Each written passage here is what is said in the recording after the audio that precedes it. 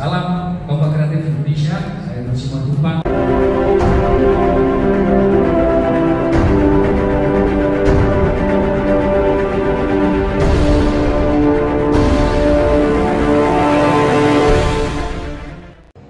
Hai, jumpa kembali, saya Nursimon Tumpang. Salam Kompak Kreatif, Planters, Millers, dan Trainer Indonesia.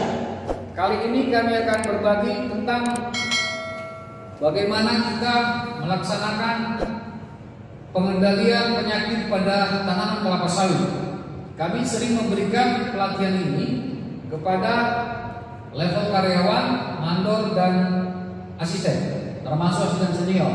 Pertama sekali tentang penyakit Ganoderma, selanjutnya penyakit tajuk, kemudian busuk tandan, karak daun, antranopsa, bercak daun. Dan pada kesempatan ini kami juga akan membagikan beberapa video tentang hama tidak utama di perkebunan kelapa sawit seperti gajah, monyet, dan landa. Khusus untuk monyet, di beberapa lahan tertentu, areal tertentu itu menjadi hama utama. Baik, kita langsung ke fokus pembelajaran tentang bagaimana penyakit busuk pangkal batang.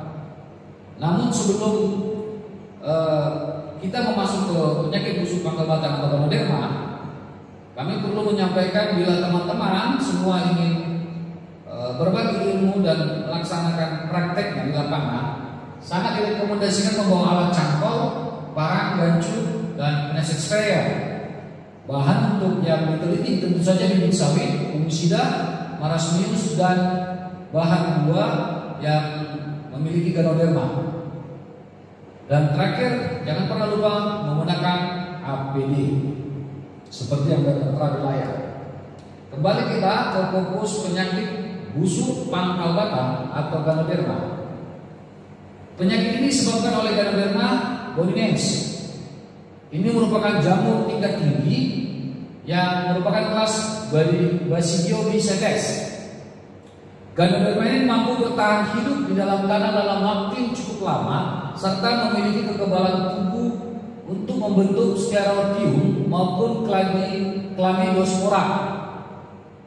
Ya, jadi patogen ini memiliki inang yang cukup luas, mampu menyerang dan bertahan hidup di kelapa sawit, kelapa biasa, pinang, karet, dan tanaman-tanaman lain. Jadi kita lihat di layar itu adalah Ganodermanya.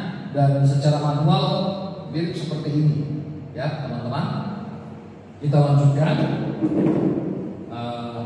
Ganoderma ini dulunya menyerang tanaman penghasil kap.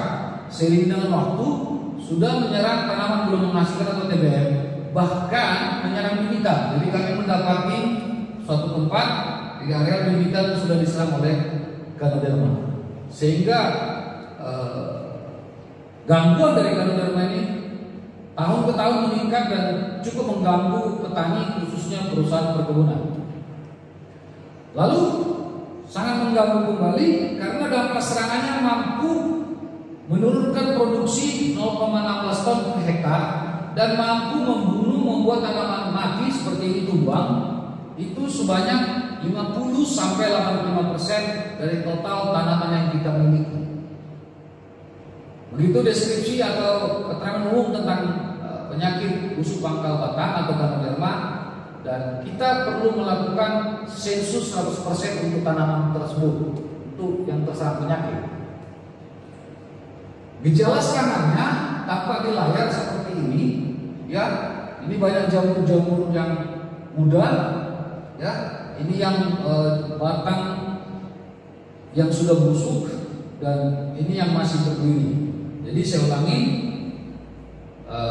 gejala dan dampak serangan Ganoderma pertama sekali adalah daun tomat tidak membuka seperti yang ada di layar, ya.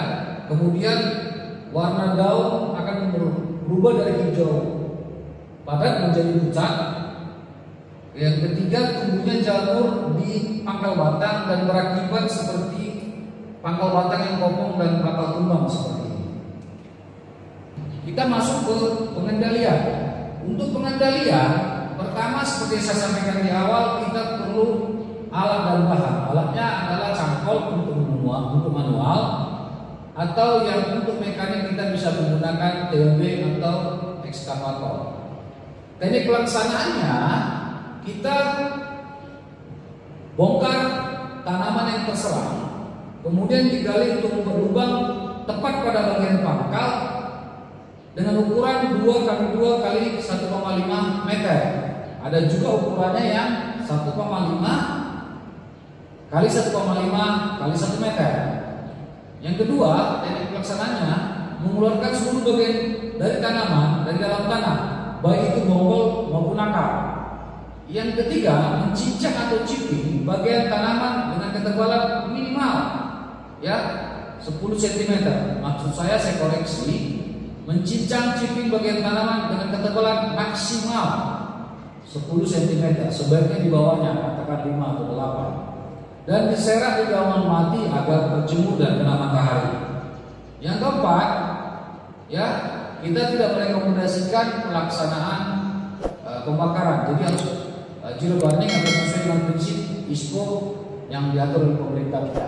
Selanjutnya, penanganan Ganoderma yang kedua dikenal dengan nama soil mounding.